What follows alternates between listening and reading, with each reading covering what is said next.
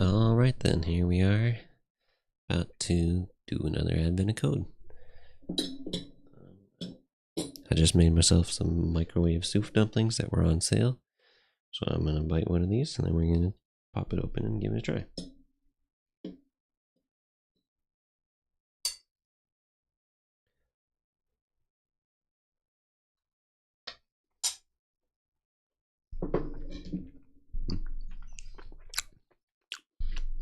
Not bad. Oh, grid. I love a grid problem.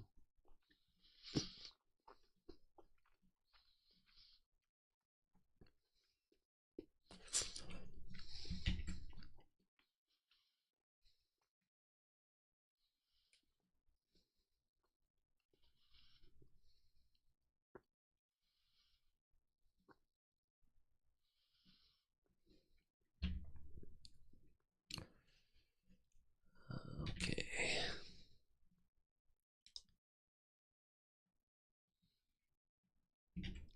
Go ahead and grab that. Didn't really get set up earlier.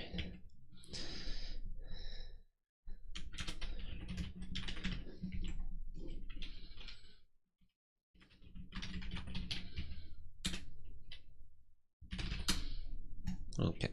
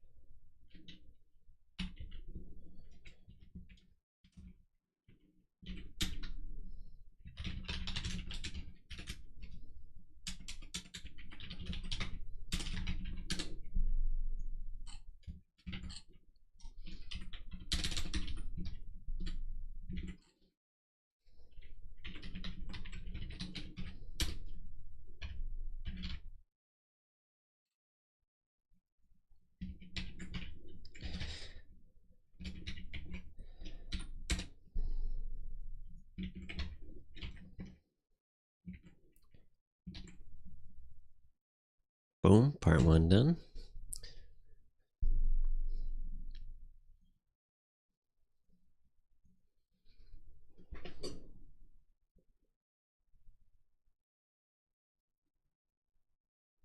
Gonna eat another dumpling.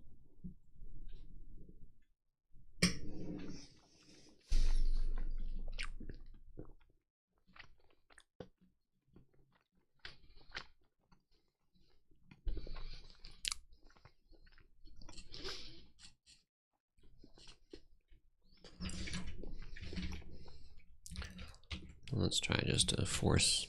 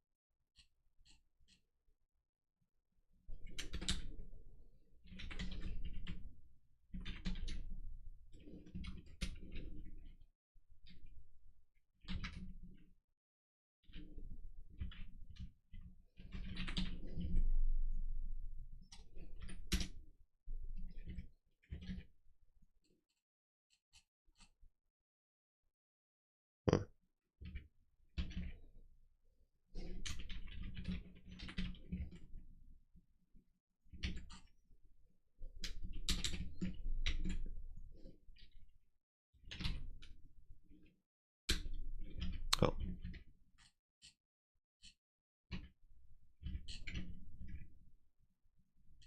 I have the wrong thing copied.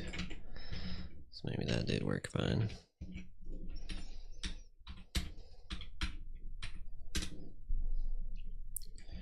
$43, that was right. That was right. Okay, let's see how long this is gonna take.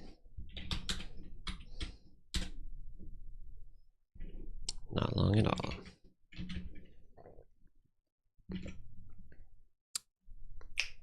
Oh, pretty quick.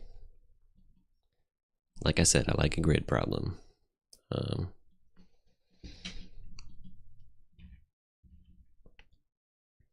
Probably could have gone even faster if I just believed in myself instead of printing the input and double checking all that.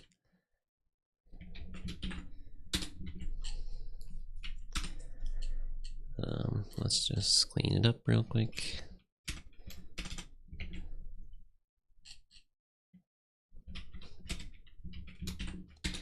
And we'll talk through it.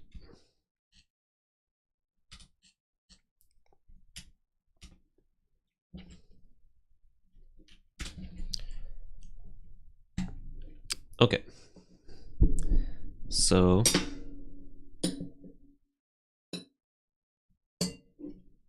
have another dumpling and then we'll talk through it.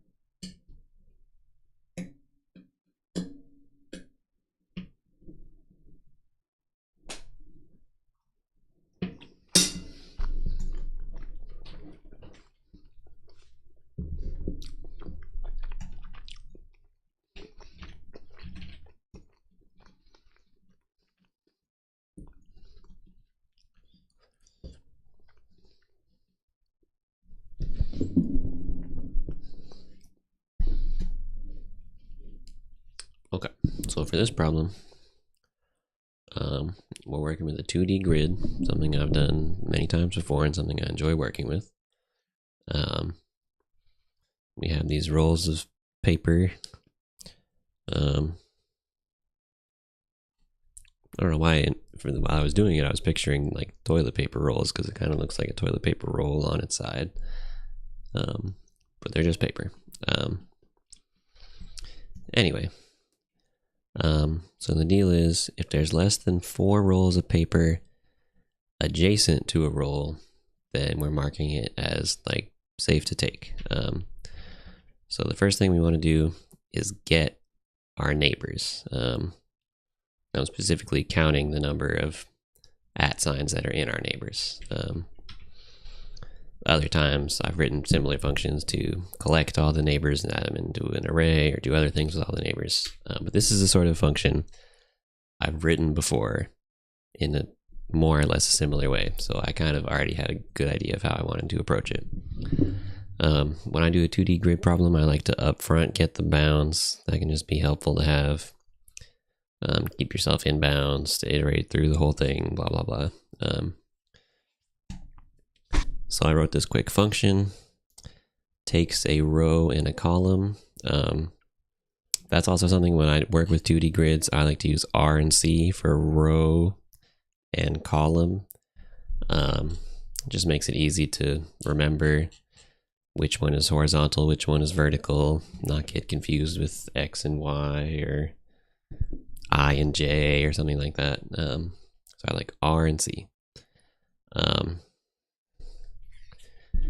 So what I'm going to do is I'm going to go from -1 to 1. I'm going to call this like delta row or difference in row and difference in column. And so if I'm at a given, let me go back to the example here. If I'm at a given square, and I know my coordinate is what, 1, 4, then my neighbors are going to be from -1, 0, +1 in the vertical direction and -1, 0, +1 in the horizontal direction. So that's why I have these little range. Range is not inclusive of the upper bound, so it's going -1, 0, 1, -1, 0, 1. And since I'm not counting the center item, I'm like, that's the one that I'm on, and I just want to get the neighbors around it. So if they're both 0, I skip over it. I'm using my difference and my input row to calculate like what the new row and the new column are going to be. This is like the row of a potential neighbor and the column of a potential neighbor. Then I'm first checking that they're all in bounds. So if my row is greater than 0, if my row is less than my vertical height of my matrix, if my column is greater than 0, if my column is less than my horizontal height of my matrix, I know I'm in bounds and I'm not going to get like an out of bounds error by keying in here. Check the value. If the value is an @ or a roll of paper, increase my neighbor count, return the count. So I can use this function on any like coordinate row column and get a count of all my neighbors. So that's going to make the rest of this problem super easy. I'm going to keep like a total, total available to be taken count. I'm going to go through all the rows in my bounds, go through all the columns in my bound. If the coordinate, if my grid or my matrix at that coordinate of row column is a roll of paper, I'm going to get the neighbor count. And we say, according to the problem, if there are fewer than 4 in the 8 adjacent positions, that means it's accessible. So if there's fewer than 4, I'm going to increment my variable. I called it available instead of accessible. And then I print it out at the end. So simple enough. And if we do it on the example input, we get 13, which is correct.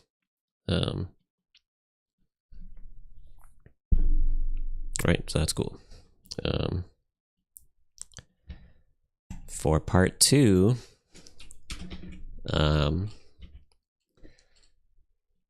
part 2 says, once you remove the initial set, obviously that makes more of them available because now some of these are going to have less neighbors. If you take those away, then the neighbor count of these other ones is going to go down.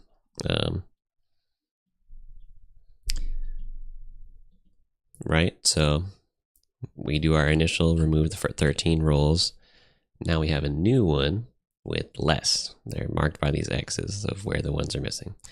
So that means now we have, 12 more roles that have fewer than 4 neighbors, so we can remove more.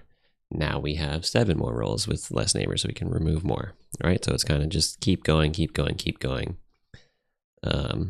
until we can't remove any more. So since I was going quickly and I just wanted to get a solution as fast as possible, I didn't really optimize it per se. I basically just simulate that process. So the code is very nearly identical. Okay, I did a little bit with the spacing here.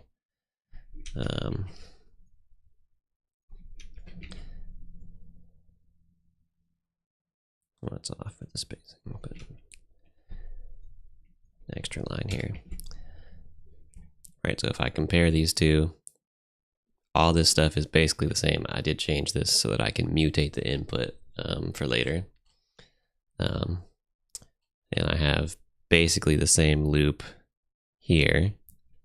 But what I do is I wrap it in a while loop. So I use this sort of like sentinel Boolean changed to say, if I have removed any rolls of paper, I'm going to count it as having changed the state, and I need to check it again to see if I can remove more rolls of paper. So for each loop iteration, I'm starting off with the assumption that I haven't changed anything. I'm going to iterate through the whole thing just like I did before. I'm going to test each roll of paper just like I did before. If I do find a roll of paper that I can remove, first of all, I'm going to mark it as having changed sometime in this while loop iteration. So I know I have to do at least one more because I've removed a roll and potentially changed the amount of neighbors that other ones have. And then I'm going to actually change the input, which is something I almost forgot. So I'm going to replace this with a period to therefore open up the neighbor count. And that's why I did this little thing up here. Initially I had an input which was like actually a list of strings, not a two-dimensional array or matrix. So I quickly parsed them into actually two-dimensional matrix of strings of like individual characters so that I can do this.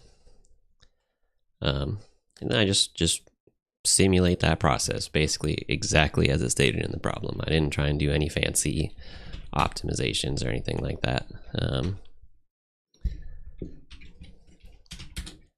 as you see, gets the right answer for our sample here. And it ran very reasonably fast. That was pretty quick. Probably less than 5 seconds. I don't know how long it was. I could probably time it, but that's fine. Before I set up, I was kind of thinking like, oh, we're going to have to, this is a decently sized grid. I might have to optimize it somehow. One way that I was thinking of optimizing it was like making an initial count of all the neighbors, and then every time I remove one, I can just update the neighbor count immediately instead of having to every time count all 9 or all 8 of the adjacent squares. I could kind of just like instantly know which ones I needed to do, but that honestly wouldn't save that much. It would save 8 operations per each one, but 8 is a fixed number. Again, we were kind of talking about this on one of the other days. 8 doesn't scale with the grid size. 8 is just always 8. So even if this grid is way bigger, the number of operations is still 8 per. Now it could have been long if there was like a long string and I had to go through the whole grid and just remove one, and go through the whole grid and just remove one, and go through the whole grid and just remove one. So potentially, some room for improvement, but this was totally fine for today. Got me the right answer. It's pretty quick for me. Again, I've done a lot of grid problems. Where do you find your personal times? Yeah, 5 minutes for part 1, 8 minutes for part 2. While I'm kind of chilling, eating my dumplings, don't have any scripts set up to download the input or submit my answer. I'm just kind of copying and pasting. So not too bad. I really like 2D grids. They come up a lot in past Advent of Code years. So I've done them before. Love them. Very comfortable on them generally. But all right, that's that. Thanks for watching if you popped in. And we'll see you again tomorrow.